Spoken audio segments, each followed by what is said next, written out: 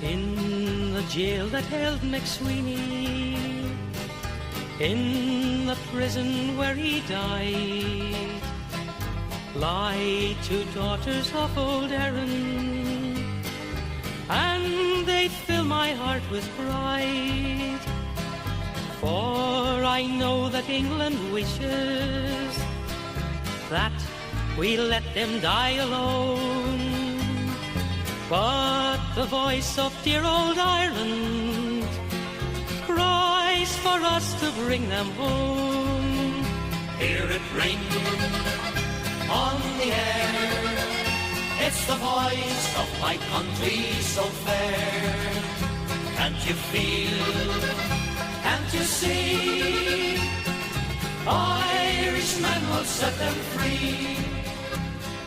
'Twas the love of dear old Ireland brought them to a prison hell, but the ghosts of Pearse and Conley fill their lonely prison cell. Clark and Plunkett stand beside them, MacDonough, McDermott and Wolfe Tone, all the voices of old Ireland cry for us to bring them home. Hear it ring on the air, it's the voice of my country so fair. Can't you feel, can't you see, Irishmen will set them free. So I pray you, men of Ireland, don't betray our daughters true. Proudly stand behind our heroes, lest they die for me and you. Though the tyrant would deny us, we can break their hearts of stone, and all of Ireland will be singing when we bring our daughters home. Hear it ring on the air, it's the voice of my country so fair.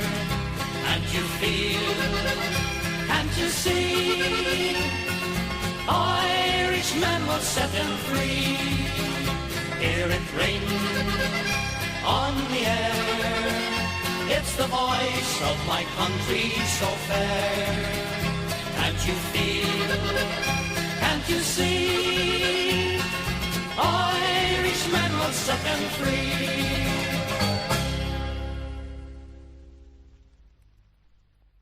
But every man will stand behind the men behind the wire. Through the little streets of Belfast in the dark of early morn, British soldiers came marauding, wrecking little homes in scorn, heedless of the crying children, dragging fathers from their beds, beating sons while helpless mothers watched the blood pour from their head. Armoured cars and tanks and guns came to take away our sons, but every man must stand behind the men behind the wire. Not for them a judge or jury, or indeed a crime at all. Being Irish means they're guilty, so they're guilty one and all. Round the world the truth will echo, Cromwell's men are here again. England's name again is sullied in the eyes of honest men. Armoured cars and tanks and guns Came to take away our sons, but every man must stand behind the men behind the wire. Armoured cars and tanks and guns came to take away our sons, but every man must stand behind the men behind the wire. Proudly march behind our banner, proudly march behind our men. We will have them free to help us build a nation once again. And the people step together, proudly marching on your way. Never fear or never falter, till the boys come home to stay. Armoured cars and tanks and guns came to take away our sons, but every man must stand behind the men behind the wire. Armoured cars and tanks and guns came to take away our sons, but every man must stand behind the men behind the wire. On another occasion, whenever the children were being prepared for First Holy Communion, the priest who had come in to talk to them had asked them why Christ had died on the cross, and immediately a hand shot up at the back of the room, and he said, well, why did Christ die on the cross? And he said, he died to save Ireland, Father. You're never too young to have a Vietnam flashback.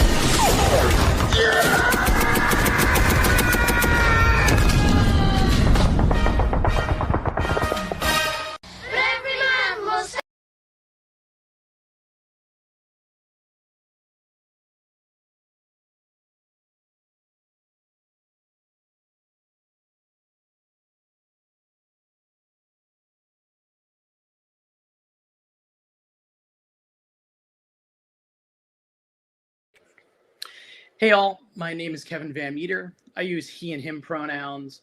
I'm one of our event organizers. I have the pleasure of introducing our support committees before handing it off to our MC, who will take us through the rest of today's event with our speakers and discussion to follow. One day our comrades will come home. Leonard Peltier came home last year. Marius Mason came home this year.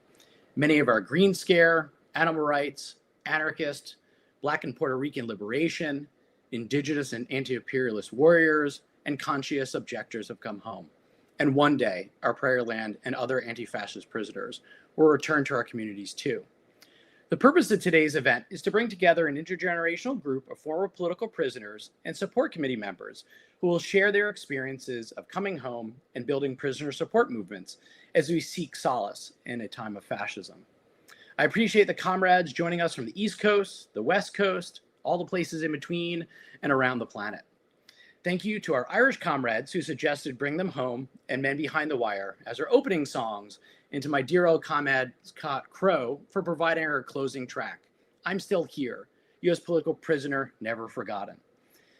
For today's event, technical and organizational support was provided by Common Notions Press, artwork was done by Josh McPhee of Just Seeds, publicity from our comrades in agency, of course, with the support of the Prairieland Defendants and DFW Support Committee. We were co-sponsored today by AK Press, the DSA Communist Caucus, DSA Emerge, Freedom Archives, PM Press, and Promoting Enduring Peace. The full event will be transcribed and shared with our political prisoners and made available to support committees or anyone who might want to share it with others.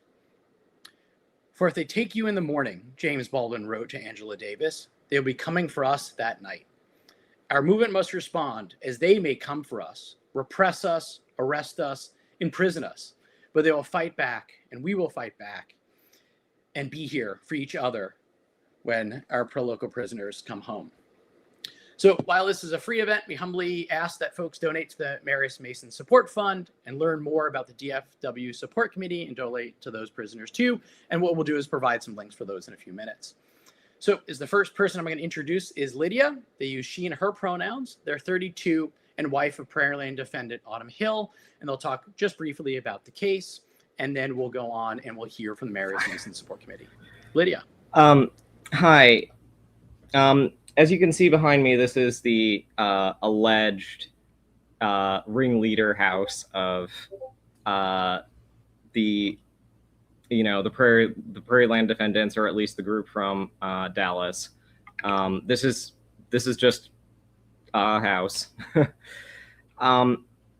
So on July 4th, 2025, a group of protesters went to do a noise demonstration at Prairieland Detention Center in Alvarado, Texas. And they chose to use fireworks and a megaphone to convey a message of solidarity to the people who are detained in, the ICE concentration camp there. And this demonstration, went off completely peacefully. They left, the overwhelming majority of the demonstrators left when they were told to leave.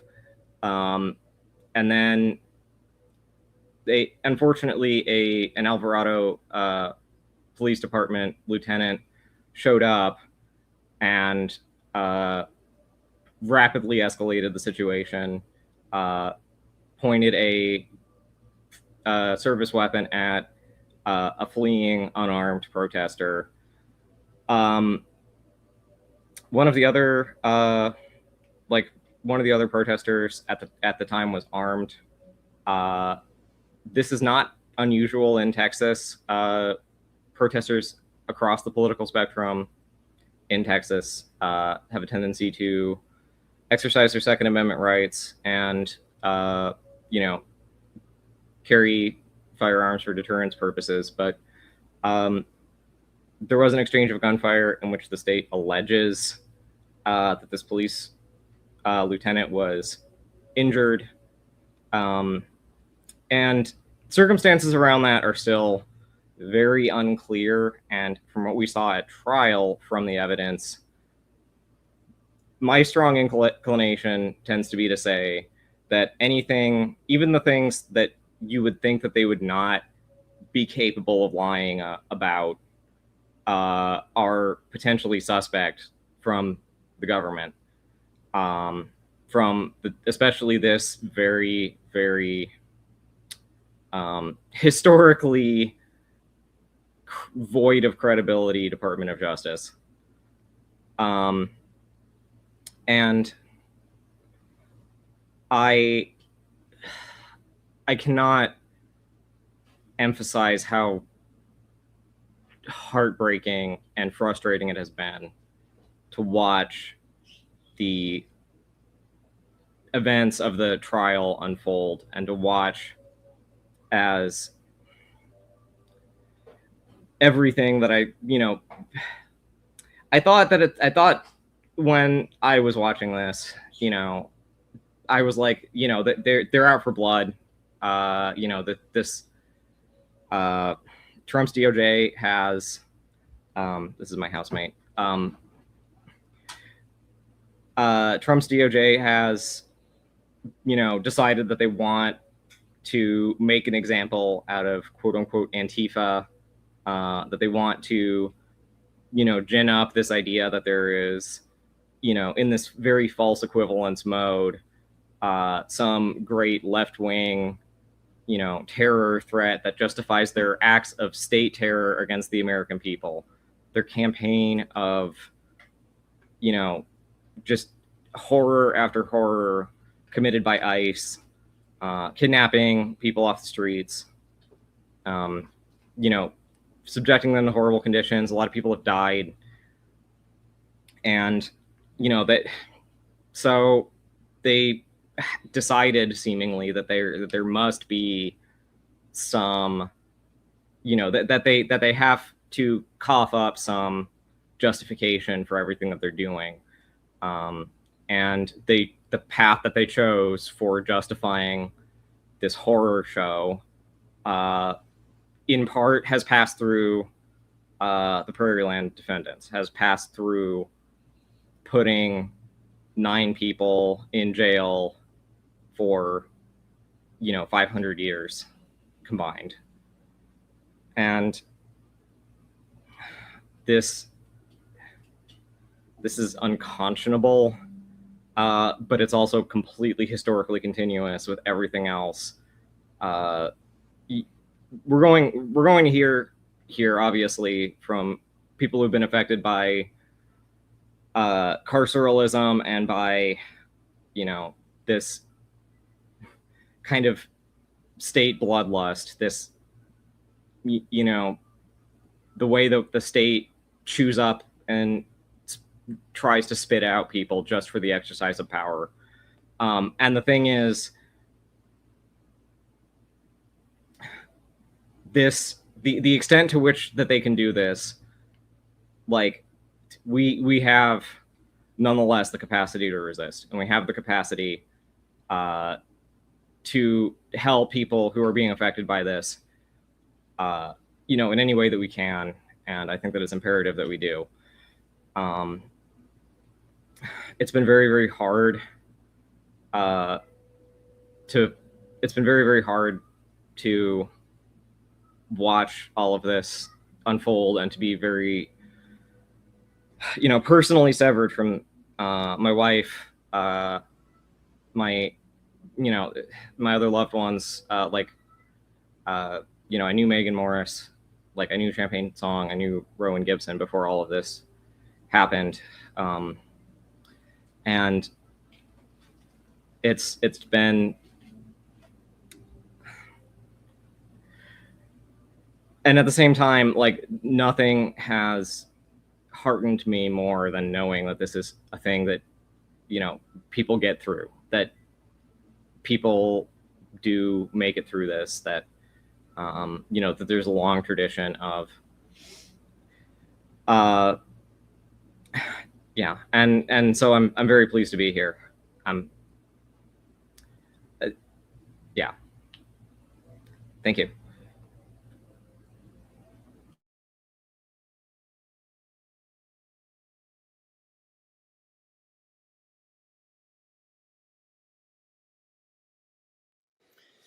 Thank you so much, Lydia. We're going to hear from the Marius Mason Support Committee and Julie Herrada. They use she and her pronouns, and we'll get a fuller bio right before they speak later. Go on ahead, Julie. Hello, greetings. Revolutionary greetings from Marius Mason. Marius was just released from the BOP in May and wishes to send this statement of greeting to everyone. To the defenders, sending strength and hope to you all. Solidarity is what sustained me through so many disappointments and turnbacks throughout my years in prison. I'm so glad to now reach out to you with encouragement to offer that same support that lifted me up, and to let you know that you can continue the work wherever you are, that you matter to us as a source of pride and courage for the outside movement, and that you matter as a light of resistance to those on the inside. Solidarity forever. Marius.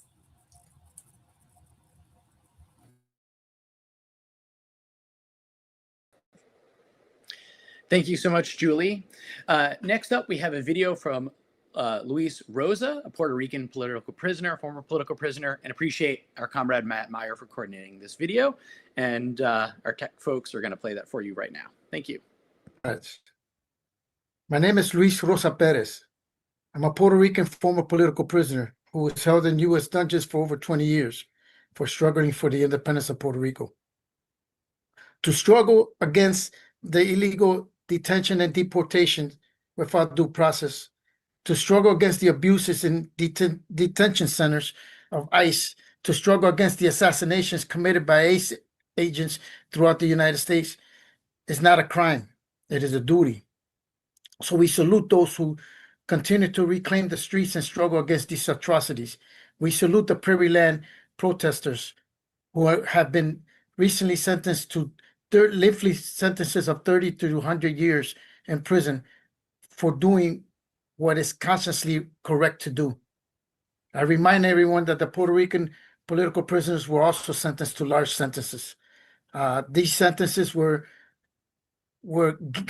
geared at not only incarcerating us for long periods of time, but also to deter any support and to scare people away. We must break the chains of fear and reclaim the streets. We must protest to free the 22 comrades of the Prairieland protesters. We must reclaim the streets against ICE agents and against the atrocities of the United States government. Let us struggle for freedom and justice. Thank you.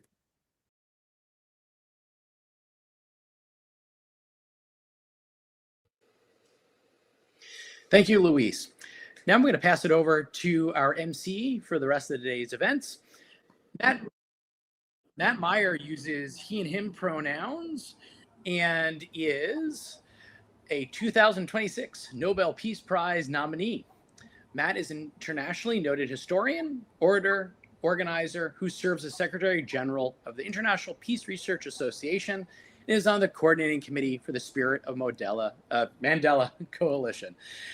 Matt is a senior researcher scholar at the University of Massachusetts Amherst Resistance Studies Initiative, active also with International Fellowship of Reconciliation and the War Resisters International. The author-editor of over a dozen books, Meyer's work focuses on African peace studies, 21st century decolonization, and strategies and tactics of movement building, along with political prisoner support, and the abolition of white supremacy. Matt, take us away. Kevin, thank you so much, and thank you for those extraordinary greetings and words from Marius Mason and from the entire Prairieland protester defense group, as well as from my brother, Luis Rosa. It's worth it to say that at this moment, it feels, and it is true literally in many cases, that we are all under attack. And the message of this video, of this webinar, of this time together is we will all be free. With unity and with strategic collaborative work, things happen that the state does not want to have happen. Luis Rosa, his comrades, and especially his elder, Oscar Lopez Rivera, were not supposed to be out now. Oscar was supposed to die in jail.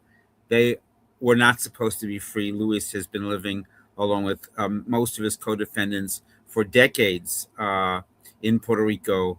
And Oscar sends his greetings and is actually in a fight against dementia, against health issues, and is in Puerto Rico continuing the fight. I'm one of those who is privileged to be able to meet with Leonard Peltier at his home just some months ago, spoke to him just some weeks ago, and his main message is the same: unity in this period more than ever. And I can't really host and MC an event like this one without talking a little bit about the Spirit of Mandela Coalition.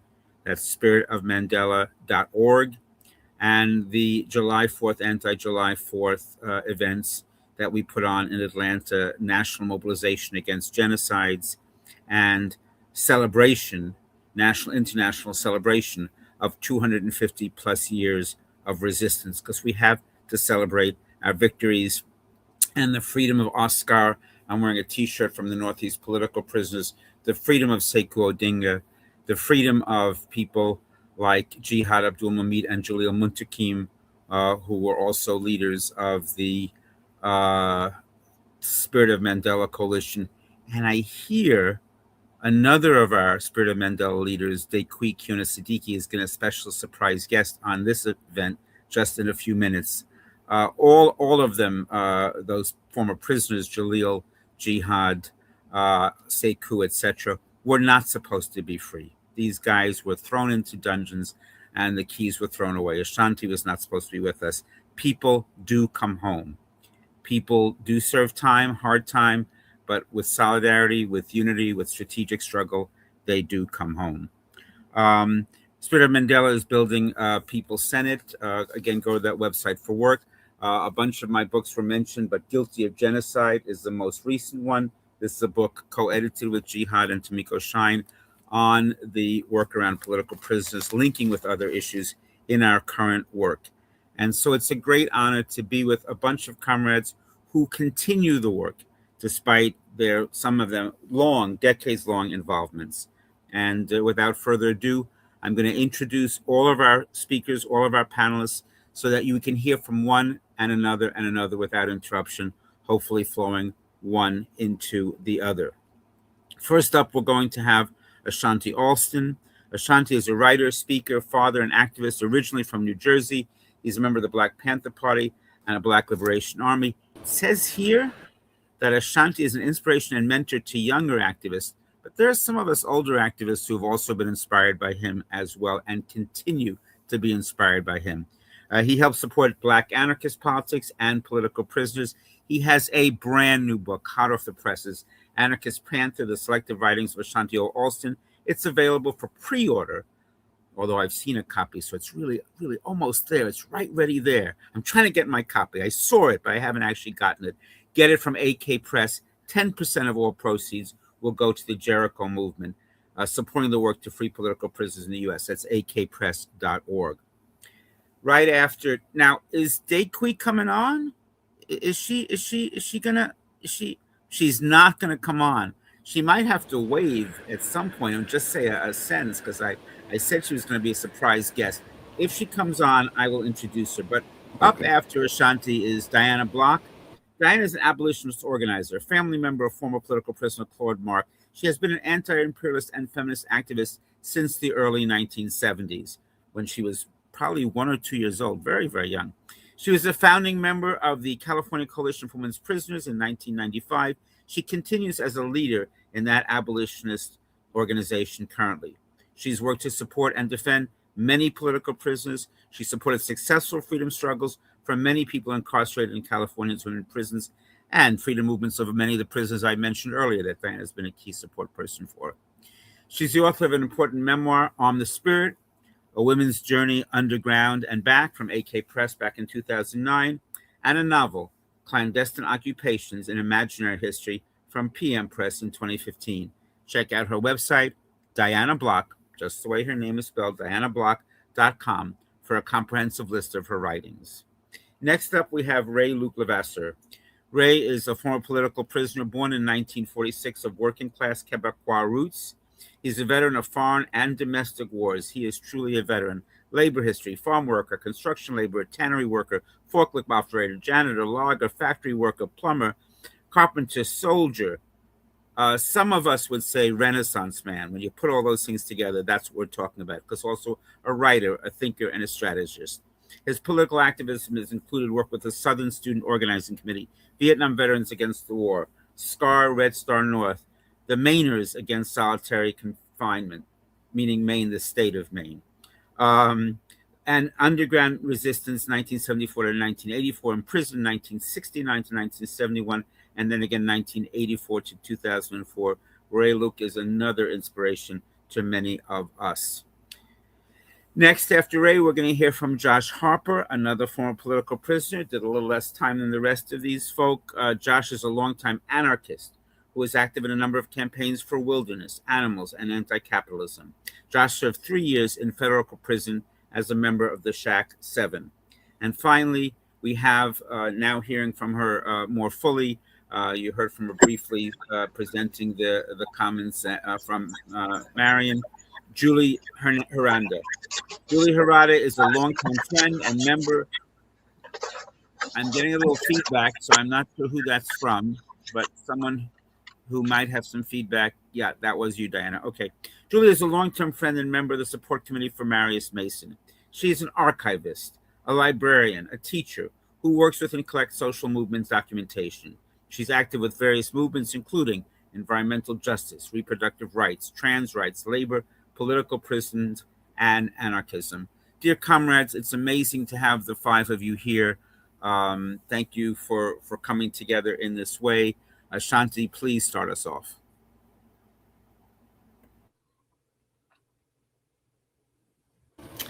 Okay, you can hear me.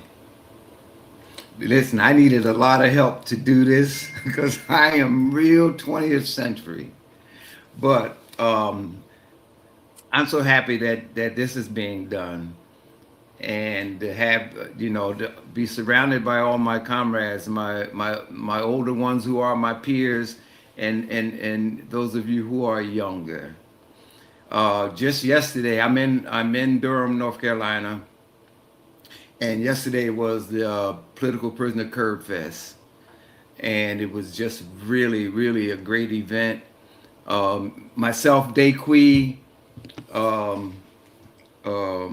was there, and so she was just here too, but there's a People's Assembly that's happening right now too that she was committed to being at, and so it's a part of all the things that's going on. It's that whole feeling like people are starting to connect. It's a feeling that people are wanting to know more. The turnout was really great at this Curb Fest yesterday, with people who knew about it and folks who came who didn't, which was the whole purpose of the Curb Fest. It's done right in the community, and there's music. The music was going outside, food inside, and the idea coming from the child of a former prisoner of war, Russell Maroon Schultz. Russell Schultz was his idea to do Curb Fest so that more people in the community could find out about what's this thing about political prisoners, and from there, like, oh, that's connected to them struggles that was going on in the 60s, and then that no, this is starting from the day that they started to conquer this Turtle Island, and it helps to make sense for people who really don't know. So like with even with what the Prairieland, our comrades in Prairieland are facing now, you know, it's important to know that it's been going on for a long time. And sometimes it seems that you're isolated, but you should really know that you're not. And I don't care if the numbers is not massive, hundreds of thousands. You right now have got commitment from those folks, very intergenerational, who have been through this before, who have been present to share the lessons and the histories and the wisdoms, you know, of struggles past, to know that we can still make this happen. We can still free our political prisoners. They can envision that there'll be a time when they are coming home.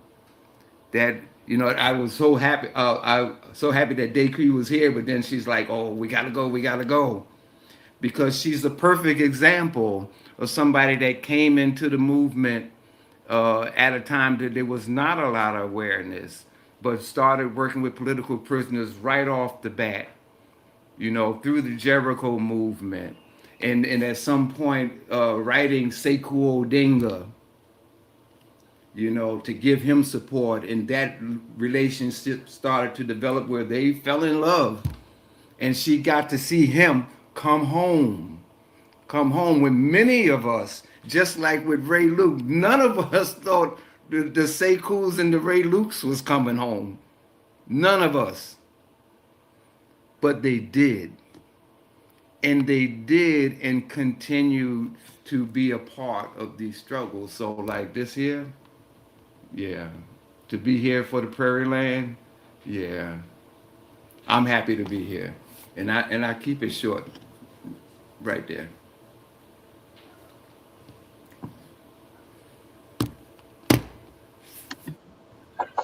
Okay, I guess that's me. So again, Diana, I have my name there, so you can't forget. You know, I'm really happy, honored to be part of this this discussion, this conversation, to be with so many people who are in the process, in the middle of resistance. This is an intergenerational gathering, which is wonderful, but it's not just history. It's not a history lesson. It's part of what we're doing and what we're having to confront and deal with now. And so I'm really, really happy to be part of that, to share what I can, to meet the people from Prairieland, the community that is part of the resistance. Thank you so much for the words that Lydia provided before. And I also do want to point out that we're doing this webinar on July 26th, which is an important day commemorating the spirit of rebellion, because it started the Cuban Revolution in 1953. And today, Cuba is very, very much under attack, and it's not a separate issue. It's part of the entire level of repression and attack against progressive and revolutionary forces that is happening in this country today. So I did want to bring that spirit into this conversation as well. So I approach this question or this issue of coming home from my history, or as the partner of former political prisoner Claude Marx. We were part of a collective that was acting in solidarity with the Puerto Rican Independence movement. And Claude and his co-defendant Donna Wilmot went to prison. And the rest of our collective was very fortunately able to avoid that and be with our children, because we all had children. And as I understand it and know it, well, most political prisoners, most prisoners have families, they have children. And so trying to understand how to build support and how to maintain a community has to do with those children and those family members and those loved ones. And I also know this from my 30 years of working with people in women's prisons in California and around the country, and that this is, a critical aspect of maintaining one's spirit of resistance inside prison, and then when people come home, is to be doing it with your community, with your loved ones, and with the other people inside prison. And so there's no blueprint, and I always avoid formulas for how to do things, but I do feel like building the broadest community as possible is critical, both inside prison and outside. And so that is like one lesson that I have, that I learned throughout the time that Claude was in prison and also when he got out. I know the focus that we were asked to prepare was about getting out of prison. And so I'm not sure. I think it's very difficult at the point when people are first going in to be thinking about that point that on the horizon when people get out. But one thing I know from working with incarcerated people for many years is that getting out of prison, winning freedom is the North Star for everyone. I mean, that is an orientation that people have to their lives that makes them possible. Even people who have death sentences and life without parole sentences. And as all our speakers so far have said, it is possible. People win their freedom, even under impossible circumstances. And they win it because of their own internal determination to resist. And they also win it because their community around them supports them with this. And so I feel like that is the most important thing, which people have already been speaking to. And it comes in different formats. People do it in different ways. But making sure that people are loved and they feel that love, and overcoming all the barriers that the carceral system in this country puts to sharing that love is critical. And it can be done. That I really feel with the determination and the networking and the, consistency. Those are all aspects of what is needed. It's, in my opinion, from my experience. The lessons learned, coming out, people do come home. Once they come home, some of the same issues that are critical for their survival and resistance in prison apply for when they come home. People need community, people need support, people need to continue to see that resistance is necessary all the way. From the little things, the ways in which people are stigmatized, can't get jobs, et cetera, to the big things in terms of continuing a fight against a country that is, entering full-fledged fascism, and which unfortunately we can only expect to get more repressive in the near future.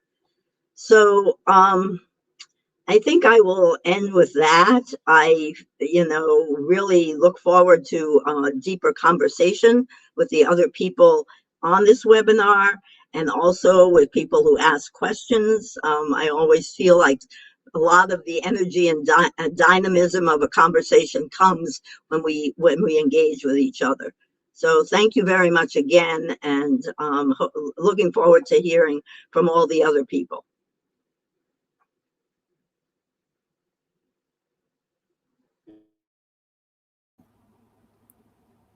Ray, unmute, you're on. Oh, good. Greetings to everybody. I'm glad to be here, honored to be here. Solidarity is our greatest weapon.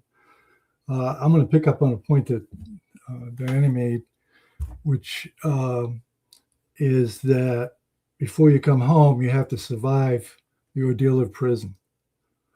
And when I say survive, I mean surviving with your humanity essentially intact, and with your values and principles uncompromised. But survival inside has a strong correlation to coming home, however long you're in. And a high priority, in my opinion, for any political prisoner survival kit is an outside support network, whatever form that might take.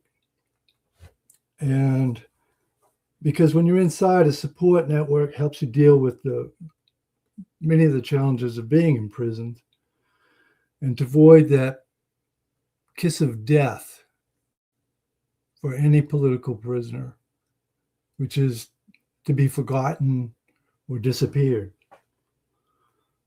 And it's a solid support network assures that when you return home, you are welcomed and helped with what you need. This book, this AK book, Rattling the Cages, I recommend it to everybody. It came out a couple of years ago. It's former political prisoners and current political prisoners are in there.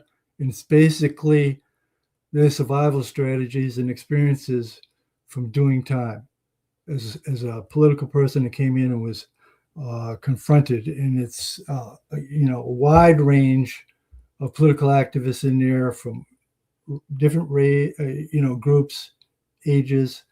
It's a valuable book. And the reason that book was put together, and I'm one of the contributors, is because activists were going to prison without any real idea what they were going to get into. Like a kid going to basic training in the military, not having an idea that they could end up in anywhere from Vietnam to Iran.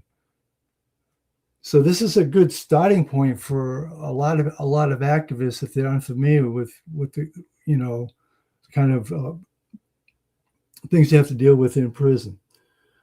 And from the inside, a person has to assist and nurture that network as it develops, however small or however large a form it takes. And it's really inside that I, for one, but most political prisoners in one form or another are going to find the power of the ink pen in terms of writing, in terms of outreach, in terms of connecting with that network of support that you have outside, and to bring it along to the next step. The ink pen or the art brush in some cases. Leonard Peltier, Oscar Lopez Rivera, Carlos Torres, my comrade Tom Manning, the poetess Marilyn Buck, all had creative ways to express themselves from inside, to help you retain that basic soul that you have, but importantly, to reach out with your words or whatever creations you have, and whatever methods you're using to help build that support, sustain it, grow it if you can. Underlying all of that is correspondence, which is an essential element, part of that web of life and connection between you and people outside that goes a long way into getting through that ordeal and building and maintaining and sustaining some kind of support network. All of this investment that you put into survival like this, in particular, some of the methods I just mentioned, they're not just survival. It's not just a survival mechanism. It's that, what you encounter when you come out, when you come home, is going to reflect somewhat the investment you put in with people on the outside, in the organizations outside, that are coming to your support and assistance. So that's what I mean by a correlation between, I mean, survival comes before coming home for obvious reasons, but also because it is very well, very organically connected to the day you come home and what your reception is going to be. Mine, I want to speak just briefly, if I can, about my situation when I got out. And, you know, there's an upside and a downside to everything. A couple of things I mentioned here about getting reactive. There's no one size that fits all. You know, I came out on supervised release, which ended up being 5 years. And almost everybody today gets out when there's no parole involved with some kind of supervised release, not necessarily that long. And I was blacklisted immediately. And I was completely demonized in the press, the media at the time. And I was dogged by the police, the FBI, and the parole authorities. Both my political activism and simply because of what I represented to them by surviving the ordeal and getting out, and had the temerity to become politically active from the day from the first day on, and have been ever since. But the upside was there was a support network waiting for me when I got out, here in Maine even. But if I had gone to New York, where they initially tried to force me to go, there would have been one there too, because these networks are part of the same overall network. And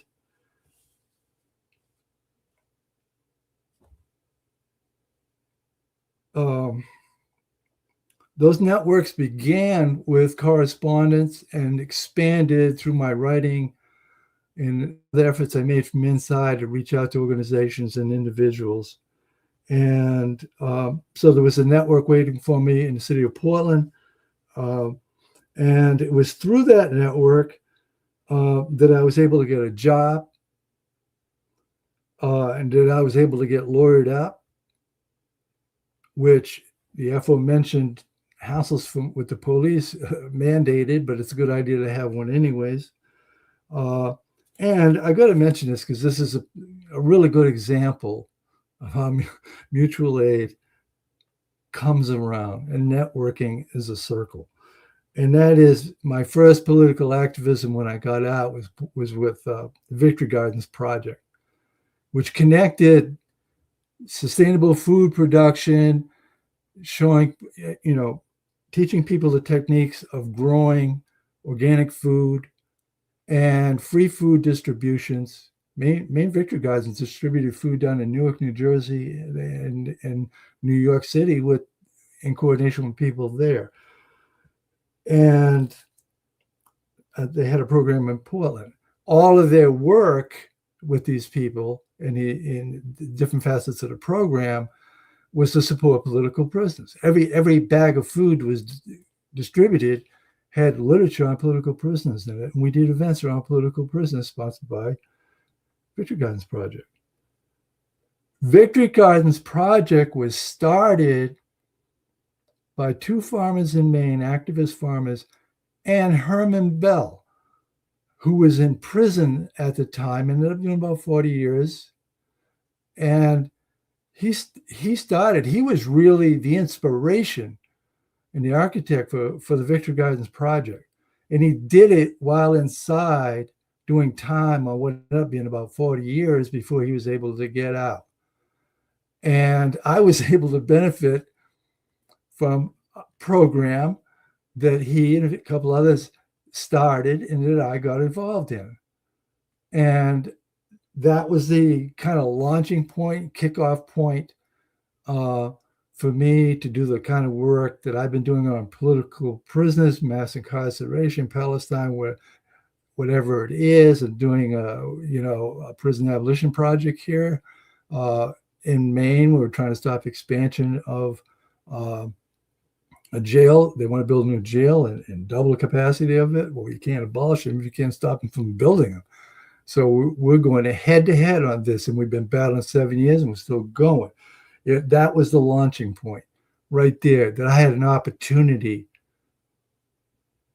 to get involved right away from people I had developed a relationship because they were part of my support network while I was still inside.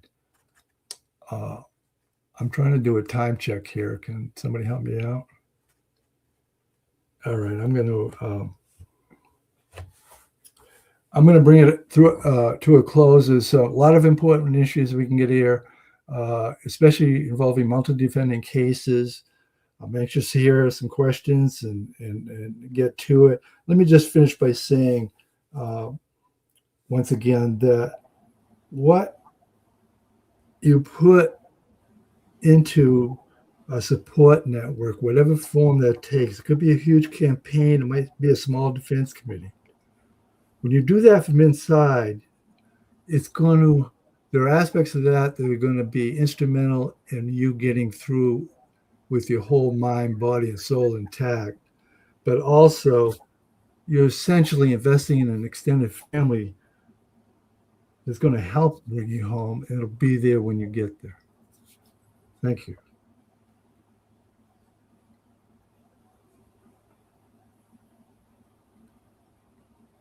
Hello. Thank you so much for having me here today. I'm honored to be among these speakers and to share my thoughts with you during this historical moment. I know that part of why we're here today is to celebrate the release of Marius Mason, and I will get to that, but first I need to say this.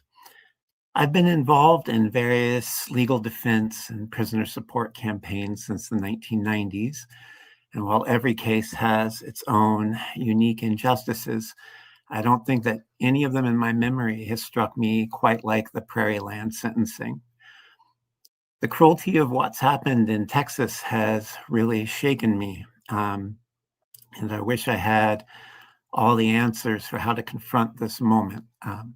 I think the basis of revolutionary action is in part not having those answers, but finding the courage to keep going regardless.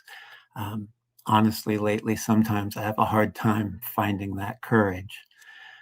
A few decades back, I was part of a movement that the US government declared their #1 domestic terrorism priority, which was a pretty funny way to describe a bunch of caring, idealistic people who were, like myself, by and large, kind of dipshits. I mean dipshits in the kindest possible way. What I mean is nobody's born with a PhD in resistance. We're all just trying to figure this out as we go. I remember watching as FBI counterterrorism agents were talking about us on TV like we were these highly trained guerrillas breaking into labs and creating funding networks. And meanwhile, I was working part-time at a convenience store and trying to figure out how to pay my light bill. Our political analysis, our sense of tactics wasn't really where it needed to be, but still for a ragtag group of vegans and punk kids and environmentalists, we struck some pretty serious blows against finance, extraction industries, and animal abusers. And as a result, our homes were being raided by joint terrorism task forces. We were dealing with frequent arrests, grand jury subpoenas, and of course, imprisonment. Those were years of emotional highs and lows, sometimes both at the same time. I remember watching members of Congress say my name during hearings and seeing the laws that were being passed to thwart our efforts. But it also meant that the system was having to contend with us. As a kid whose mom was working a production line at a frozen pizza factory, having billionaires run panicking to the government over our actions was gratifying, even if we could all see what was coming for us. My friend Jeff was arrested in Oregon at one point, and at 22 years of age was sentenced to almost 23 years in prison for 2 actions that caused $10,000 worth of damage. I was in prison myself when word came down that after 10 years, his sentence had been reduced. And I remember just the euphoria of hearing that he had come home. Thousands of people worked for Jeff's freedom. and to support him while he was behind bars. And when he got out, he went to college and he graduated with honors. And he got married to one of the coolest people I know. And he thrived despite everything that the state threw at him.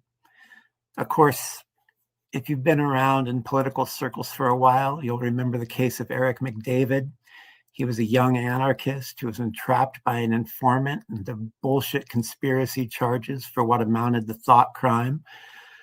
The case was so weak, but he was sentenced to 20 years. As news spread of how the FBI had manufactured his conviction, people around the world did what they could to keep his story alive and keep Eric, who was the only non-cooperating defendant in this case, supported behind bars. Just 1 week shy of 9 years, the FBI admitted that they had withheld thousands of pages of evidence that could have helped his case, and Eric came home. Then, of course, one of the reasons we're here today, Marius Mason. I assume that most of our audience know this story, so I won't go into many details, but I will say that I was following his case during my own incarceration. He'd been supportive of me during the Shack 7 trial and 2 prior short stints that I'd had. He was going into the system right about the time that I was coming out. There were years I couldn't hardly imagine a world with a free Marius. And though we're still not allowed to have communication with each other, I see pictures and I hear stories from mutual friends, and it takes me back to those moments when I first felt freedom again. One of the wild things about all this injustice and deprivation is that it'll make you cherish that real, true freedom so much more when you get a hold of it.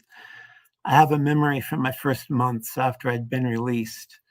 It was a warm summer night, and I was walking home from the store with a 6-pack of beer, and I was talking on a cell phone to someone I was dating at the time. I was about to eat a huge home-cooked meal that I had chosen with ingredients that I had bought. And I collapsed onto the sidewalk. The sheer joy of all of those things after years living behind cement and steel doors just overwhelmed me. I remember I screamed uncontrollably into the sky, these embarrassing yelps of happiness, because I was in the world again, back with all of you, and with a chance to find that courage I mentioned, to have personal satisfaction, but also to contribute to the well-being of everyone else. I hope Marius is experiencing some of that earth-shaking rapture right now, and I know that the Prairieland Defendants can experience it one day too. Until we bring them home, let's join with groups like the DFW Support Committee, with the Willamette Valley Abolition Project, shout out to all of you, and others in getting letters written, books sent, and visits paid for. Let's get fundraisers organized for legal fees and other needs. Let's spread the word of this injustice that's happened to them while fighting to keep it from happening to others. I know that in this moment, it's hard to imagine our friends walking outside again, but it does happen. Our people do come home. Thank you so much for having me.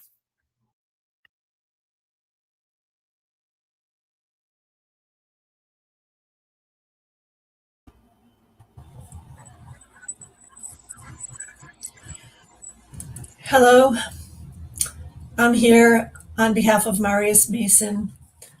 I am the outlier today in that of all the panelists, I have not served any time in prison.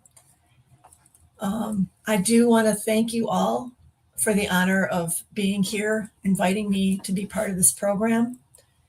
And thank you to Josh, Ashanti, Diana, Lydia, Kevin, Ray, Luc, Matt, and my love for making this program possible today. And it's very moving to hear all of your stories. Where to begin? I was friends with Marius well before he was incarcerated. We were activists together in Detroit in the 1980s, and we did a lot of direct action. One of the first things we did was we got arrested together in a civil disobedience act at the world's largest trash incinerator. It was an environmental justice group called the Evergreen Alliance, and we were arrested with 17 other comrades So we were the Evergreen 19. We went to trial together. So Marius and I were an affinity group from the very beginning. And we continued to do activism like that. We got acquitted from that trial, by the way. So we did a few other things. I won't mention what. And we eventually both left Detroit. Marius moved down to Bloomington, I think, and I moved about 40 miles away from Detroit for a job. So we kind of lost touch for a while, but we would see each other occasionally when he would come back through town, and we would get together and catch up on our lives. And then when Marius was arrested for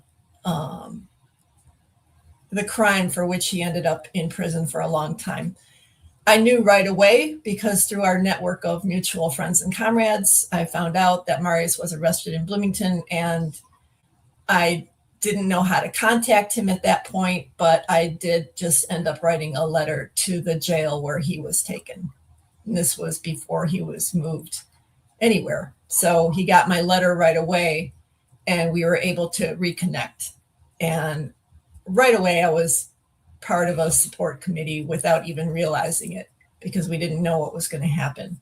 He was extradited back to Michigan, and I was able to visit with him in person because he was on house arrest at his mother's home, which wasn't that far from where I was living. And then he was put into sort of a county jail where he was awaiting trial. And that was also a place where I could visit him. They had visiting hours every Sunday evening from like 6 to 9 or something. So I would drive about an hour each way and visit with him in the jail.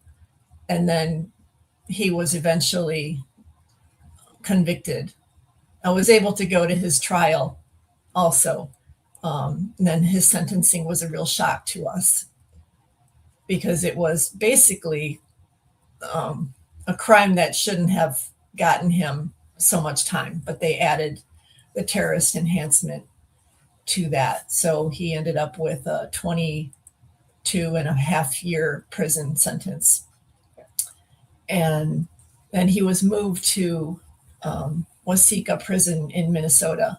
So I actually drove out there to visit him in the very beginning, and he wasn't there for very long. They moved him to a high security prison in Texas outside of Dallas called Carswell. And he was in that high security unit for many years. And I was able to visit him there on several occasions. We had a small support committee that was very dedicated. So it was me and a couple other people that knew Marius from before, and some people that he trusted very much. So he hand selected the support committee, and we all, some of us knew each other and some of us didn't, but we all worked very hard to make sure that Marius' stay in prison was as easy as it could have been. And we had a lot of skills, different skills in that group. So, you know, people who knew how to do tech and social media, set up websites, and other people who knew communications and writing for the media, and people like me who was just, I was in a very, you know, stable, like, environment. I wasn't moving around. I could dedicate whatever time was needed to Marius' support, which meant taking weekly phone calls. We had a time set up when he would call me every week, and I would make sure that I would be available to answer that call. Very important. I didn't think it at the time, but now that I realize I did that for 17 years, it's very important to have that that continuity, that trust, and to be able to drop what you're doing and cater to the needs of the person that needs it the most. And we raised money so that the commissary was always flush. And I want to also take this moment to thank all of the people from around the world who were supportive in either financial contributions or writing letters, sending books. And that allowed Marius to have access to artwork because he has a very strong creative need and he's a very gifted artist. So making sure that his artwork was posted on his website so that we could share that that beauty with other people, the art that came from him and what he was thinking and feeling. And he was very engaged politically while he was in prison. And when he communicated with people, he would often send a painting with a letter on the back of it. And so he sent those all over the world. We don't have all of them, but the ones that we were able to post online, we did that. So you can see what's there. If you go to supportmariusmason.org. Marius would have loved to be here today, but he's in a halfway house in Detroit where he's probably, hopefully not going to spend more than 6 months. He was released in May, so he's got a few more months of that. And he's being in a halfway house, I found out, was almost as restrictive as being in prison. There are a lot of rules, and luckily he can get out for some weekend visits now. After about 6 weeks, he's been able to do that. But you break any rules, you're threatened with going back to prison. So that's always a constant fear and worry that, something you don't even realize, something innocent that you do might be construed as breaking a rule, and then your life is back in their hands. I also want to say that reentry is tricky for people that have been in for a long time because they've been told what to do. They have not been able to make any decisions on their own. So making decisions is a new thing. And what I've seen is that, you have to be able to allow them to make their own decisions. And if they feel uncomfortable about a situation or they want to talk to somebody, then you have to give them the space to do that. I don't see Marius that much.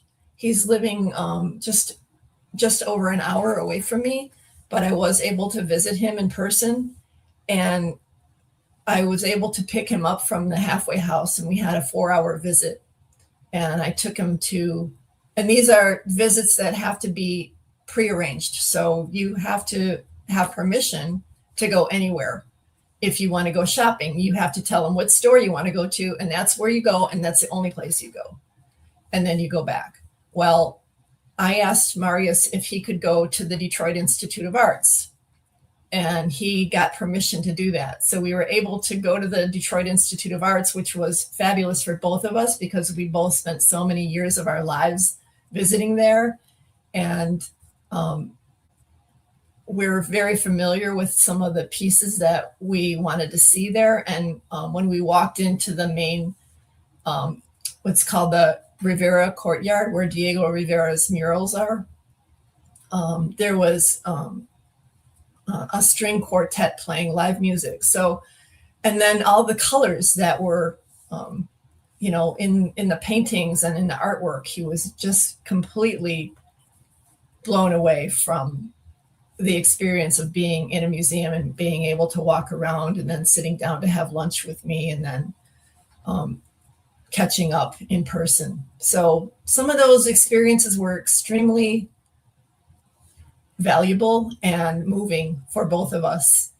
And I continue to be in touch with Marius, and I'm just really elated. I don't even know how happy, I can't tell you how happy I am that I've been able to see him through all of these experiences, all of the ups and downs, all of the uncertainties, through this whole process. And now to see him like learning the most basic things, like he can use a cell phone now. He knows how to text, which he didn't know how to do before. Although he is on a tether and the phone that he has is monitored and he can't access most things that we can access, but he has to keep the phone with him all the time. Because if he doesn't have it with him, they will send an alert to him about it. So those kinds of things. He's riding a bike now. It's just been very, very gratifying to see this process through. And I just want you to know that people do come home. Thank you.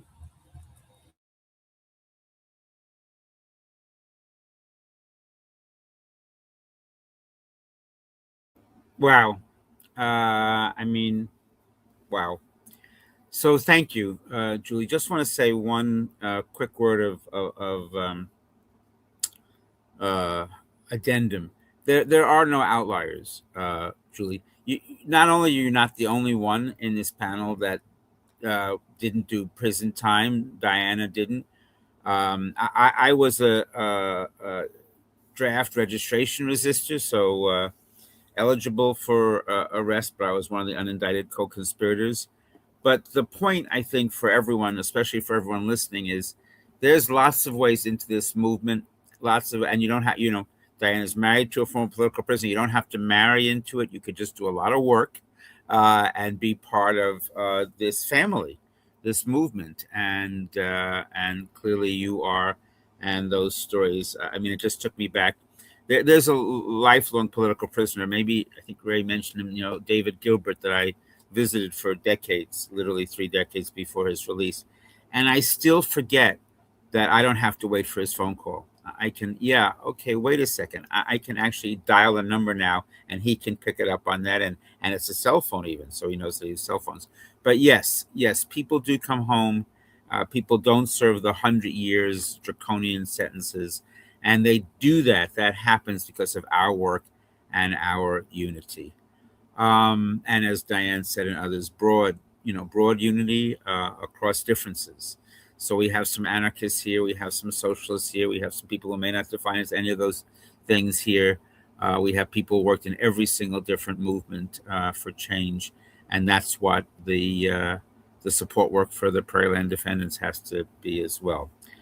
I am expecting some prompts for some questions because I am emceeing this Q&A section now, and I could ask questions, but I'd rather if Kevin or whoever is supposed to give me prompts would tell me so we could hear questions from those of you who are listening live. Okay. So one thing, not exactly a question, but and actually this prompts me to say something previous to this that Kevin just sent my way. The reason Spirit of Mandela Coalition, mainly led by folks who are part of the Jericho movement and other former political prisoners, it is a Black Panther-centered coalition of Black, brown, indigenous peoples and their allies. But part of the reason that we took our name Spirit of Mandela is not because we love Nelson Mandela so much, although nothing wrong with Nelson, but it's because we understand the Mandela rules on political prisoners that the United Nations and other international bodies have codified, and that we have many Mandelas, including Winnie and Graça Machel and Ella Baker and Fannie Lou Hamer. There are many Mandelas in our midst, so it's really more than just about Nelson. But it's also to say that everywhere in the world, and some of us have done, myself, I've done more international work the last years and international parts of the solidarity work around our prisoners here in the US. But there's barely a country and barely a struggle in the world that doesn't understand the significance and primacy of political prisoners in the work the way we in the US and the left in the US has only begun to, at best. that political prisoners are in some ways both the best teachers of our movement, but they also, fighting for political prisoners means fighting for our movements and fighting for an end to oppression and to build our movements.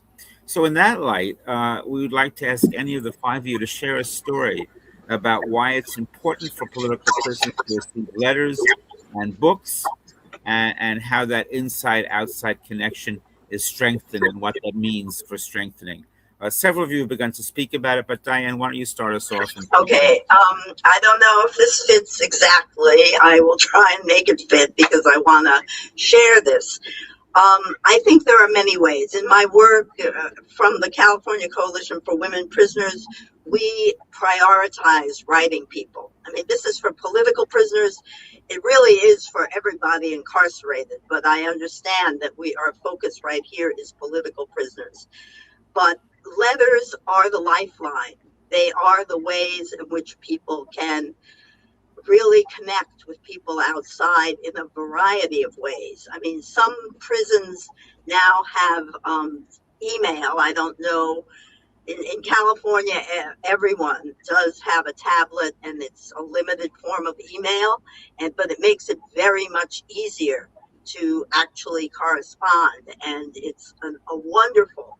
We know that there are downsides in terms of the electronic control, etc., to the email, but on the other hand, people really are able to communicate, and that is critical. But what I really wanted to share was this brochure. This is an example of a solidarity action that involved Marius Mason. And it may be on the website, I'm not sure. But this portrait of Rasmea Ode, who was a political prisoner in a Zionist jail, and then got out, was in the U.S., and then became again targeted by the U.S. state. This is a portrait that Marius drew. And we, on the outside, did a delegation to political prisoners in Palestine. And we were able to, Freedom Archives collected all these different statements from various political prisoners inside, who were at that time inside prison. Almost all of them have been released now, which is a victory in itself. Of course, Mumia, there are some who we are still fighting for after all these years. But we brought this, and it was republished by and put into Arabic by our comrades at Birzeit University. And so all those people, and we met dozens of former political prisoners, and they were able to see Marius and his representation of Rasmea. And so the link, the tie between political prisoners was literally made internationally. And that all happened while Marius was in prison. So pushing the boundaries. I mean, people have to learn, and there's no way except people deal with their own prison, the people and the authorities in their prison. You learn how to push the boundaries and how to actually make a contribution from inside, which people can totally do in concert and collaboration with the people outside. So yes, thank you for this question and letting me share Marius's amazing artwork, and please send our solidarity to him now. Beautiful, Diane. Thank you. Who else? This particular group has never been so absent of words. Josh, you're smiling. Do I have to raise my hand? No. I don't know. I used to be a school teacher. Ray, in the back there? Go ahead. Yeah, I think, if I didn't miss some points when I was speaking earlier, about building this entire network. whether it's a campaign or an actual movement from coast to coast, something along the lines of, I had the privilege of doing time with Philberto Ojeda from the independence movement, Puerto Rican independence movement. He was the inspiring idea person behind what became Freedom Now, which was supposed to be sort of a united front to bring all the groups together. But that kind of thing, whatever's going to come out of Prairieland, was an extensive, defense committee on their behalf, support committee, or a larger campaign, or with individuals within that, being a multi-defendant case, each individual, because it could well be separated, needs to help develop that along the way. And so, correspondence is the anchor, but letters and books are, key to doing this. Every political prisoner, including myself and everyone I've been around, always gravitates to his other political prisoners, politically conscious prisoners inside. Even when the various defense groups on the street are bickering with each other about something, all the time inside, you do that. Part of it's survival, part of it's about mutual respect. We take care of each other in every kind of way. And so whatever we get inside in terms of publications, periodicals, magazines, books, and everything, that gets passed on inside. It's because part of what we're doing inside is political education. And so that's part of the value. But I can go, and also because I want to bring up, isolation. The more repressive this is, system is getting, that's going to reflect itself inside prisons. I was in a boxcar cell in ADX for years. I had been in that freaking hellhole Marion for years before that. And the deeper the isolation, that's, they've come up architecturally with a way to increase how isolated you can be. Even when you're in minimum security, you're isolated from large society to some degree. But there's levels of isolation, like this level of security. And it's the impact on you is more severe as you go down that line, right down to a boxcar cell. So the imperative of staying in touch with people like that and the folks inside being able to break somehow through letters and what's available to break that, or to receive a good book inside or whatever it might be, gets more crucial down there. But it can be done. I know because I did it, about staying in touch in the most extreme situations. And I really have to go back to my first bid, which was 2 years, 1969, 1971, right? Where I would say, and I told this to the folks in New York to do, I think, Books to Borrows, thinking they had a special fundraiser for dictionaries. I got some really good political stuff because I was continuing my adult political education in Brushy Mountain Penitentiary in Tennessee, which was extremely terrible place to be.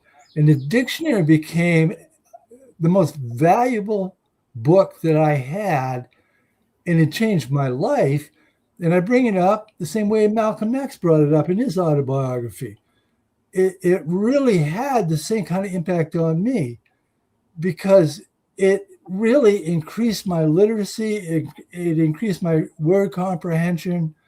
I was able to start writing better, and I was able to use those skills, and I was able to get into deeper books. Too many of us on the left think like, well, I'll send the dialects of materialism or whatever to, this person, and they can pass it down the line. Nobody knows what the fuck that even means. And I didn't at the time, but I love the Communist Manifesto because that was just a pamphlet that got me started. But the dictionary was critical in those ways to get deeper into books that you did get. So I just want to make that point. Thank you. Who's next? I suppose I can go on this one. One thing that the animal liberation movement really did for me was send an outpouring of letters and books and magazines when I was behind bars. There was one day about 2 months into my sentence where my mail arrived in a trash bag. I got so much of it, and it was important for a number of reasons, but one of those was that I did my time in Oregon, and in an area of Oregon that had at one point been really centered around logging and ranching and mining. And when those industries dried up, the people who are blamed weren't the industrialists who had run the land into the ground. It was environmentalists who were blamed. And then the prison itself was a replacement for part of those industries. So the people who worked there had come out of those places, and they hated me. They hated me for my politics. And here I was in a place where people from the outside can't see what's happening, where there aren't cameras, and where guards have the power to basically do whatever they want to you with impunity. But because of the number of letters I was getting and books and visits, because of that support from the outside, it meant that I had a certain safety net, that they understood that there were a certain number of eyes on me, that people cared about what was occurring inside of there. And so that is one of the strongest reasons to me to write to people, to support them, to send them books. Not only does it take them out of that isolation of prison, give them something to occupy their minds with, keep them connected to struggles on the outside, allow them an escape for a moment in a book, in a work of fiction. Not only does it do all of those things, but it sends a message to staff. It sends a message to staff that these people are cared for and being looked after. Beautiful. Thank you. Ashanti, Julie, do you want to weigh in on this? Yeah, definitely. It's just so much that has been shared. Just brings back so many memories, and there's so many things. Like I'm up here, like, man, a few times I'm writing down little things that just brings back so many memories. So I think the thing that I want to speak on is how my life has been affected by all these political prisoner cases, support, and everything. And I still feel like it's part of my adventure. I look at this, I'm still in this adventure.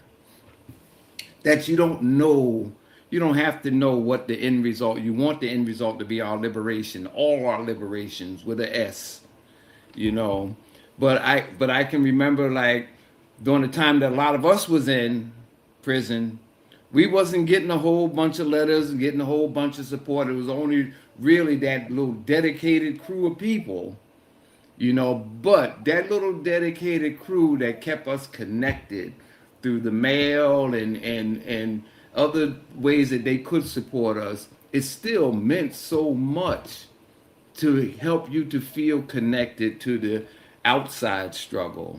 And then when you know the whole thing with the George Jackson folks and that movement from within, that was the whole thing, like, connect us. It's all one holistic struggle.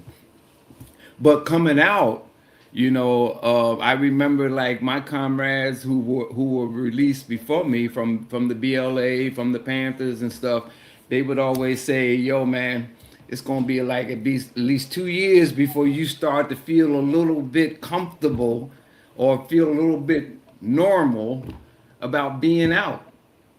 And surely it was at least 2 years before I would start feeling like, I don't have to be super observant, super vigilant. I can relax a little bit because I did have that little basis of support. That basis of support becomes so important. But now I'm out, and it's because inside I had opened up to certain other perspectives, from the anarchists to the radical feminists, to the critical theory and stuff. Now coming out, who do I meet? At some point, I meet Kevin, right? And I meet folks that are from the Earth Liberation Movement and the Animal Liberation Movement. And every time they're coming to me like, can we join you in support of ours, in supporting yours who are still in after all these years? The great thing about it, though, was that I am also learning to expand my own vision of this world I want because of what the vision of the animal liberationists were doing and what the Earth First was doing. And it becomes very important. Josh, you and Jeff Lors is like, oh my God, you know, I see the letters of support and I see all the things, and you're inviting me to conferences and to support things. I'm learning. Resistance in Brooklyn was always doing this support for us, for Black liberation folks, for Puerto Rican independentistas. But their whole thing on being anti-racist helped me also to see, and especially around the nonviolence thing, because, you know, sometimes you can just look at the nonviolent folks as like, oh man, come on, they're nonviolent, they ain't gonna do this. Until Matt and others in resistance in Brooklyn, Rice and Beans and other names, how they kind of did it, would help Revolution and Beyond. Revolution and Beyond. Would help me to understand the role even of those who were of the nonviolent resistance movements. And I get to meet people, and I'm saying all this, that when people come into this political prisoner support, you never know how it's going to impact you. I don't care that I'm from the Panther Party and all BLA and all. I'm still in here to learn too, because this is an ongoing struggle. There ain't no blueprint for it. Like Diana, that's what you were saying. There ain't none. We got to figure it. But you find that it happens in your support work for political prisoners. You begin to see the political prisoners that, oh my God, they're putting out some theoretical stuff I need to really, my God, I never thought of that.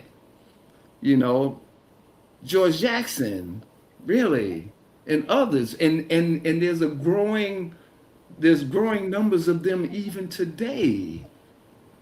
So being in it, I want people to get that this is still that adventure. It can be an adventure that keeps us feeling optimistic about our chances of bringing this monster down and freeing the world. My God. And I never thought Jeff was going to get out, but then I had a chance to meet him. And I never thought Rod Coronado was going to get out, but then I had a chance to meet him, you know, and then continuing to build them relationships. We got to keep building the relationships and figuring out how we can bring this all together, man. And so like it just, so me just listening to folks now, like, oh my God, you know, all the things that have kept me optimistic, even at times where I am like so depressed and I just gotta stop. No, man, no. It can look bad, but no, just gotta really look. No, we're still resisting, we're still building. So I'm gonna leave it there. Yeah, but yeah, I'm feeling so much. And like I said before, like with Ray and Sekou, we never thought y'all was getting out.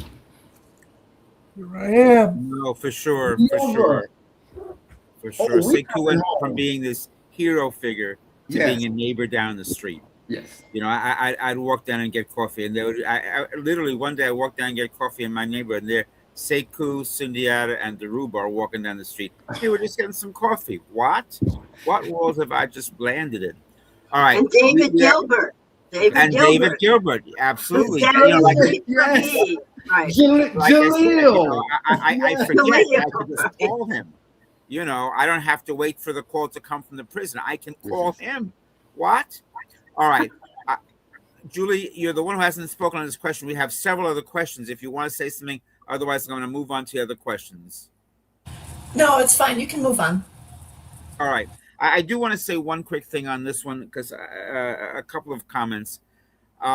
In my, not in the center of my living room, but somewhere in a kind of further away in my house, I have a painting, an oil painting of Mohandas Gandhi. Now, anyone who knows me knows that I'm not a big fan of Gandhi's. I think he had some interesting teachings, but it's not the typical painting you'd find in my house. But those who have come by know this is a painting that has a very specific purpose. It was something I took a photo of and brought with me on a trip to India.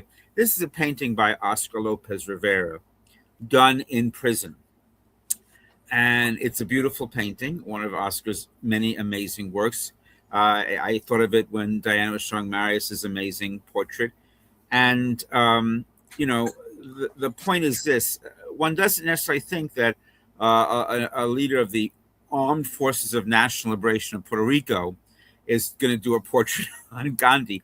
But we used it. I used it when we went through India to say, look, you need to know about this guy who painted it. You like the portrait? Know about the guy who painted it.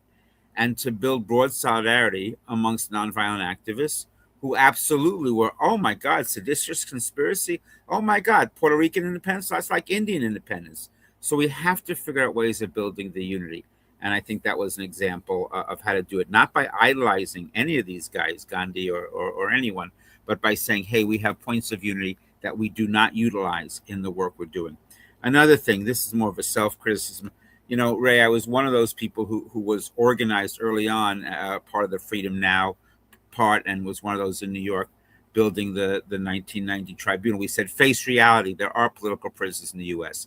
And the fact of the matter is, since that time, the idea of political prisoners, which was anathema to the left at that time, has become much more open. But in those days, I thought, I'm an organizer. You know, I learned from Kwame Ture, Stokely Carmichael, organize, organize, organize. And that's important, and that's true. But I thought, it's not about writing these letters. The question was about writing letters. You know, that's good, that's fine. And there were people who spent all their time writing letters. It's like, okay, fine, but we have to learn how to get them out. And both of those, you know, it's true. We have to have people who train as organizers. Organizing is not just something you wake up and know how to do. We have to be trained as strategic thinkers and organizers to build movements with teeth to get people out and to do all the other things to resist genocide and oppression. But at a certain point, years later, some folks sat me down, former political prisoners, and said, you know, those letters were our lifelines. They were our lifeline. We would not have come out fully intact. We would not have come out as strong as we did without those letters. And we think, I was missing something just by focusing on the outside strategy. It's inside, outside. It's both sides of the wall. And exactly. Both, it serves both purposes. That's why I brought up the thing with the Victory Gardens that Herman Bell had been involved in. So it served both as his lifeline, but it gave him an opportunity to actually organize from inside with people on the outside. And some of the best stuff is done both sides of the world, interaction between people inside and outside. So, all right, I'm going to go to the second, third, fourth. We have lots of questions and not as much time.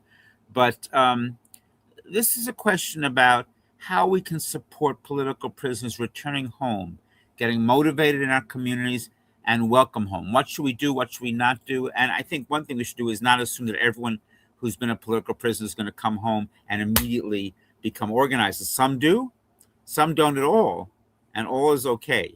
There's no one way, there's no one tactic, one strategy. Anyone tells you there's only one, they're wrong, don't listen to them.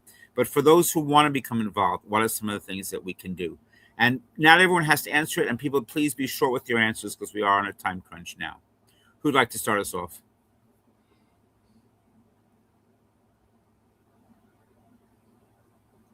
Please, Diane. Yeah. Well, I think you started with the key things that, in my experience, people have to do it at their own pace. You know, people are coming back. They may want to go to the Art Institute before they join another organization. I think, you know, we have to respect people's processes and also the level of imprint that years in prison has on people. So we, and there are many different ways that people become involved. I mean, writing letters is actually something. I mean, I know in our community with people in women's prisons, people come out and what they want to do is they want to be part of writing letters to other people inside or be part of their court support. I mean, so I'm just giving a couple of examples. And then some people feel like I need to do what I need to do at this point. And, what we used to call guilt tripping or whatever is never helpful. Yes. Never helpful to anyone. And so I would say, it's not like unconditional support for everything, but it's giving people a chance and making sure that that support system realizes that.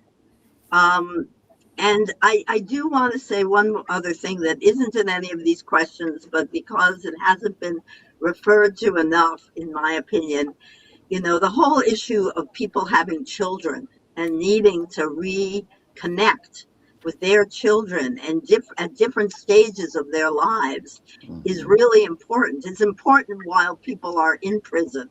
And you could do a whole webinar, which perhaps, because I know many of the Prairieland people do have young children, or some of them at least.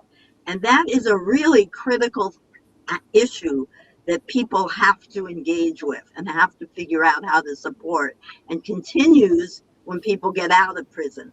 Because those children may be adults, but they're still people's children, and people need to be able to figure out their relationships in whatever ways make sense to them.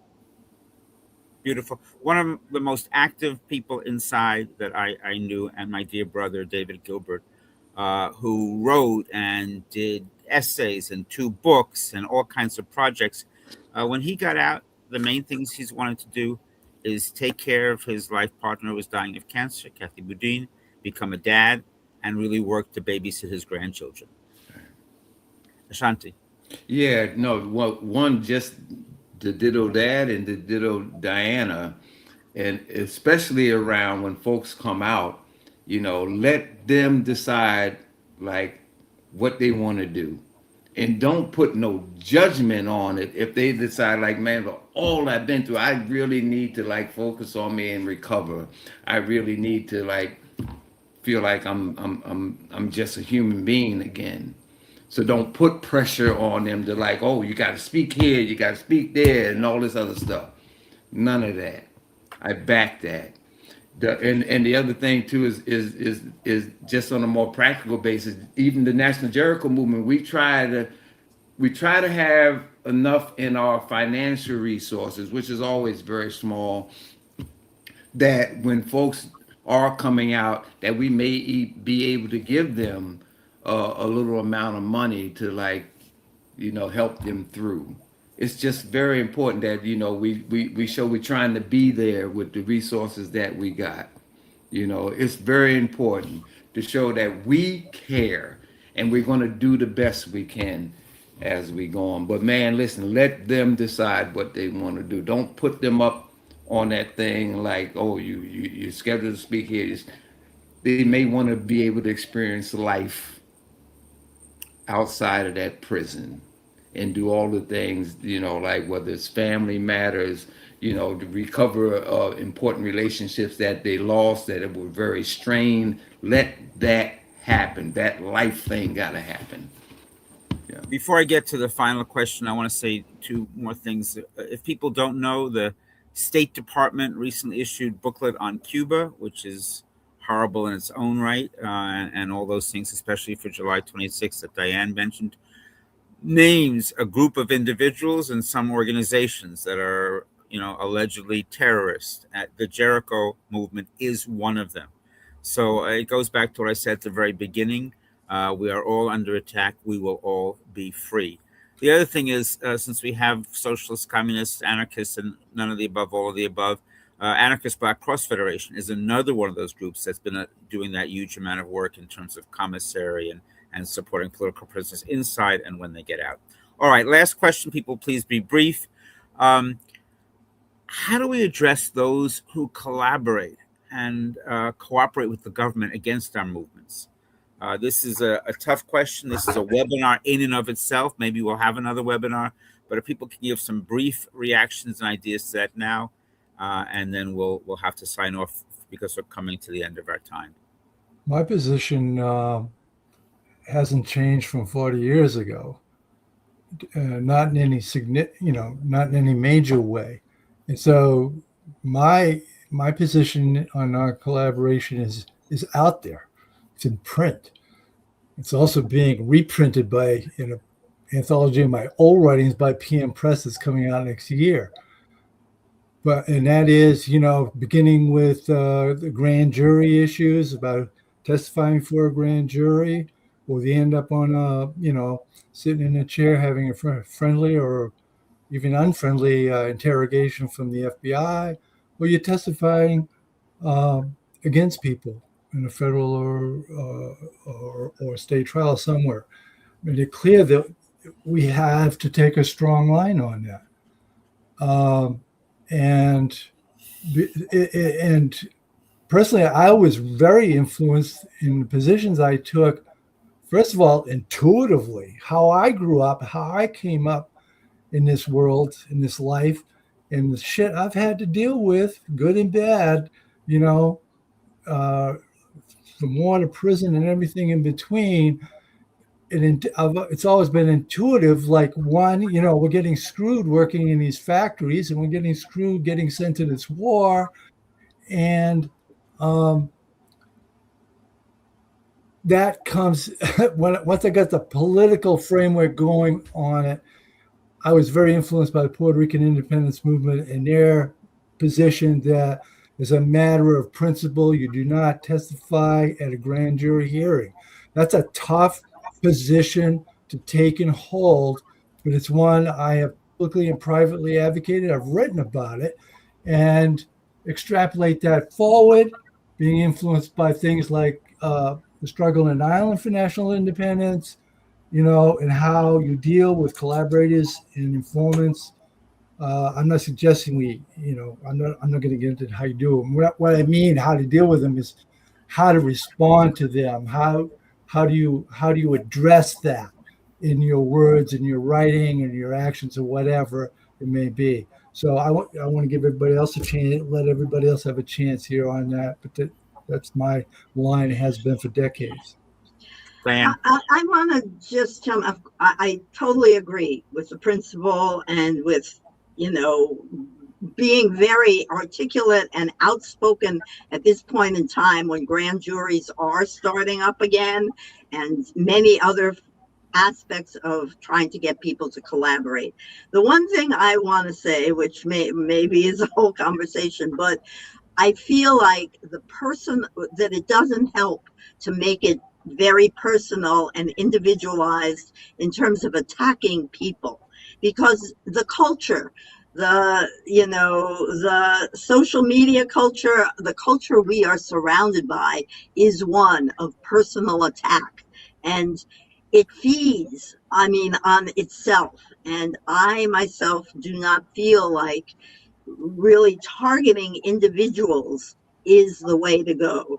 I think we need, as liberationists, whatever our particular lane of that big tent is, to really uphold the principles, uphold the people who are resisting, more so than the people who are, and call out the problem in general rather than attack the people.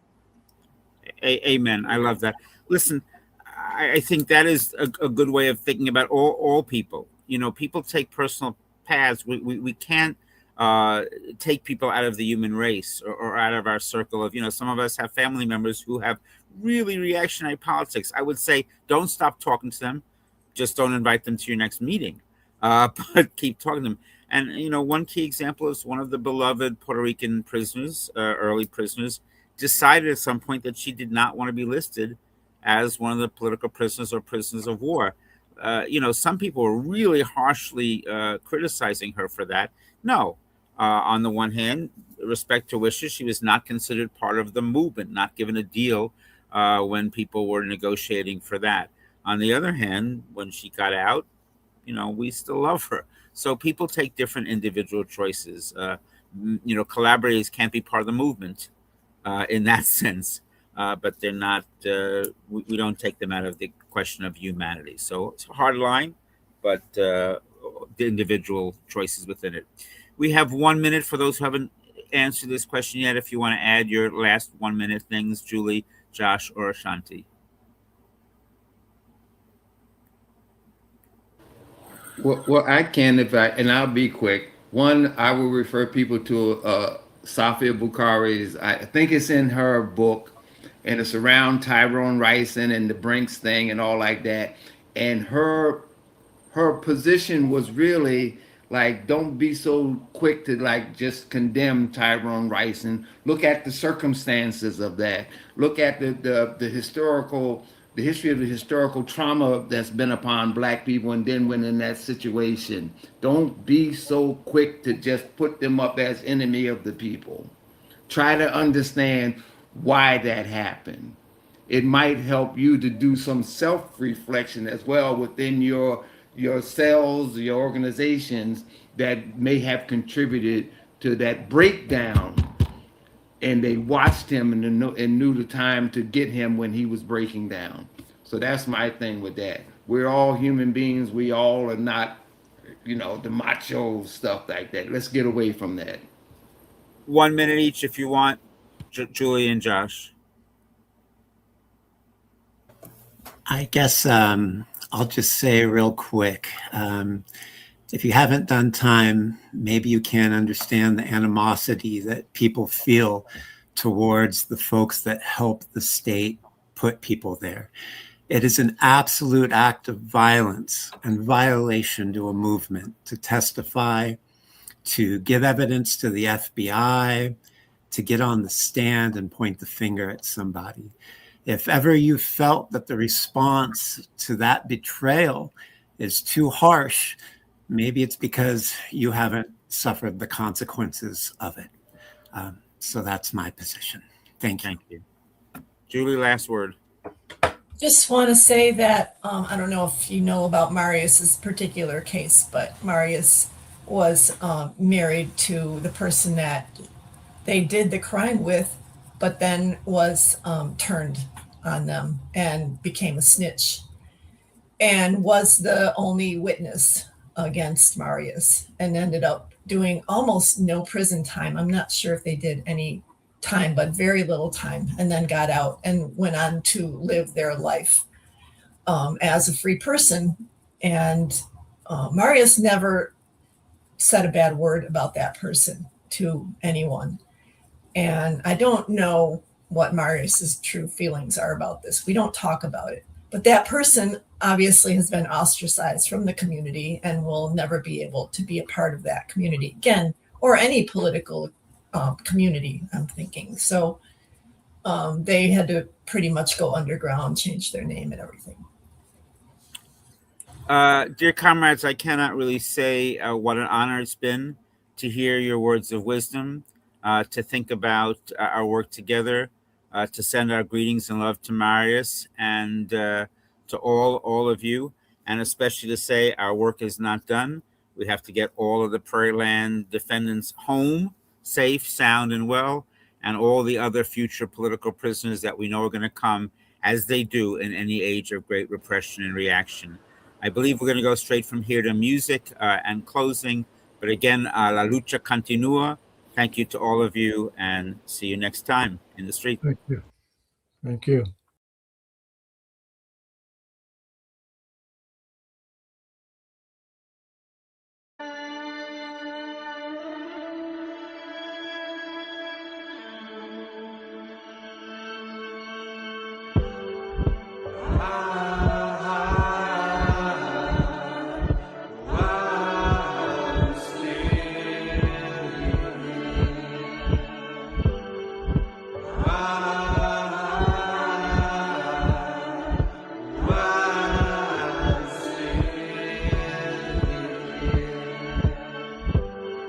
These song notes are kite notes, fire blinking, spelling love in Morse code, floating between bars with messages of lifeboats.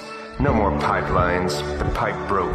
We melted every cage into a key until our mouths could recite hope. We're still here.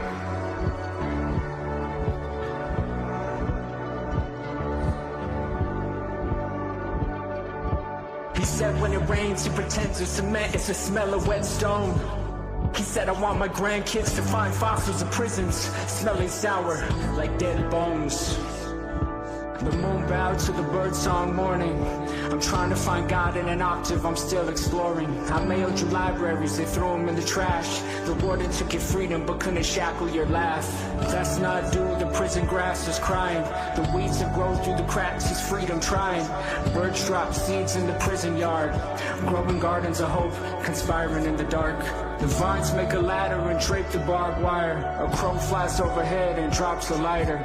Orange reflects from my eye, the image is fire. The ash swirls like a galaxy, the stars we can admire. He said they'll never be able to break me. Turns out that's what broke the bars, I've been reflecting on that lately. He said I was dedicated to building things and not tearing them down. He said if you can breathe, you can get through anything. I'm hearing it now. He said if you can breathe, you can get through anything. I'm hearing it now.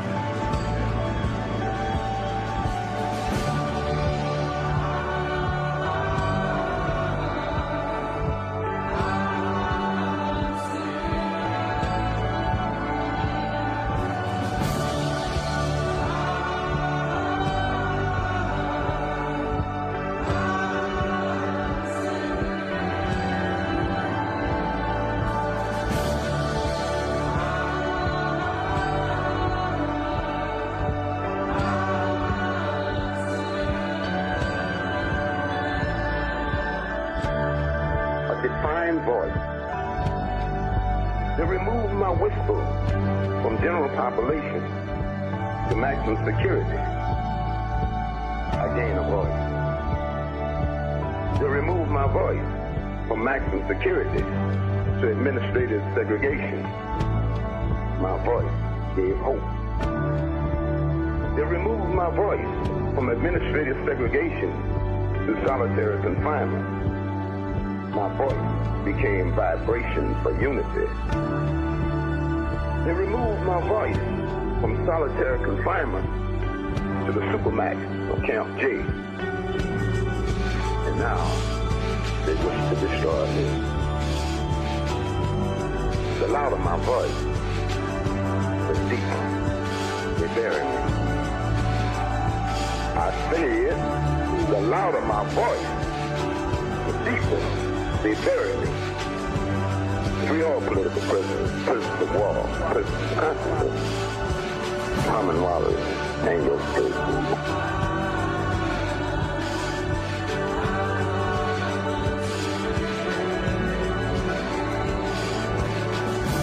This is for Herman Wallace, Russell Maroon Schultz, Marilyn Buck, Alvaro Luna Hernandez, E.L. Fulani Suni Ali, Romaine Chip Fitzgerald, Rafini Shakur, Delbert Africa, Sophia Asha Bukhari, Richard Mafundi Lake, Oscar Washington, Luis Rodriguez, Mundu Wilonga, Phil Africa, Brian McCarville, Hugo Yogi Bear Pinnell, Geronimo Gijaga, William Lefty Gilday, Alan Berkman, Eddie Hatcher, Bashir Hamid, Robert Hillary King, Merle Africa, Kawasi Balagoon, Robert Webb, Tom Manning, and Albert Woodfox.